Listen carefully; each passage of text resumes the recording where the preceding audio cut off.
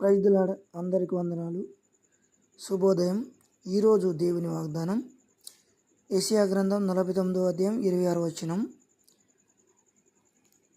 ప్రకారం దేవుడు సెలవిచ్చుచున్నాడు, యెహోవా అయిన నేనే నీ రక్షకుడు, యాకోబు బలవంతుడు దేవుడు.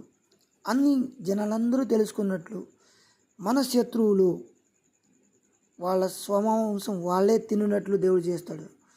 వాళ్ళు మన శత్రువులంట మత్తులై ద్రాక్షారసం తాగి మత్తులైపోతారు కదా. ద్రాక్షారసం అంటే వైన్స్ తాగి మత్తులగునట్టు దేవుడు చేస్తాడు. ఎందుకంటే దీనికి అర్థం ఏంటంటే మన శత్రువులు మనకంటే బలవంతులుగా ఉన్న మన శత్రువులు మనకంటే జ్ఞానం గలవారే ఉన్న వారి బలాన్ని వారి జ్ఞానాన్ని మనకి ఎదుట నిలవకుండా చేస్తాడు.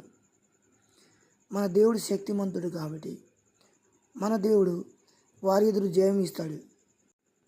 దేవుడు మనకు ఎల్లప్పుడూ జయం ఇచ్చేవాడు. శత్రువులు నశించని వారు ఎన్నడూ నుండకుండా నిర్మూలమైరి అని చెప్తున్నాడు కదా.